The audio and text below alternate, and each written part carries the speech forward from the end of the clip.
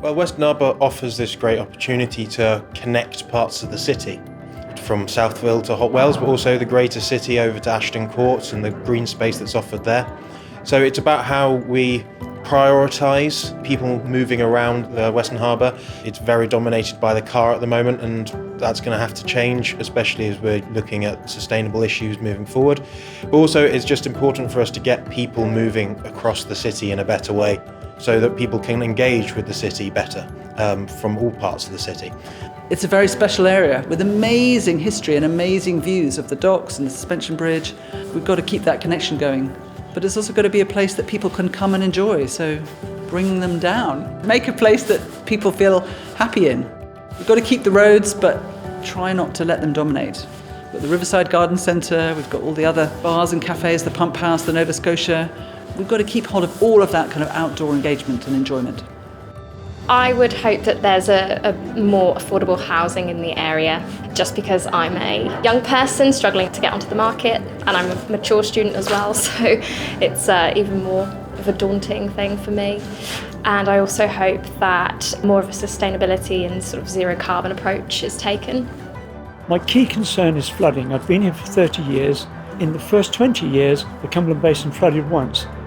In the last 10 years, 3 times. It's an increasing problem. It's recognised by the Environment Agency, and we need a flood defence system. That's the first thing we need.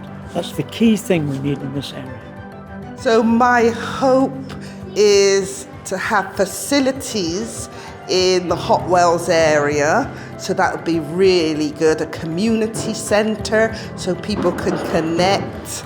Somewhere for the youths to go. You know, you'll always find little parks around for little toddlers, infants, but it's the youths, they need something to do. It definitely needs to have some play spaces for young people. It needs to include open green spaces, which we so need for our mental health, for our physical health. That's my real heartfelt hope, that there'll be those sort of spaces where people can meet without having to spend lots of money. Whatever happens here, we want people to carry on enjoying that and to be outside and mingling around and mixing and communicating. So we don't just want soulless high-rises where it's sold off as buy-to-lets with nobody there. We want places for people to live and work and enjoy and be part of the community. It's about changing the hierarchy of how we move around the space to start with, so putting pedestrians first, and moving down through cycling and then to the road last. But it's not just about saying those things, it's about setting up the spaces so that people feel secure where they are, and that you don't feel like you're in a dangerous environment because of the roads, because of the dark spaces that they create. It's about really making it very clear that this is a place for people to be. With this particular project, it's also involving people, the community, their views, the various ages within the community, reaching people, outreaching people, people with disabilities. There's a lot of people out there that's not being reached.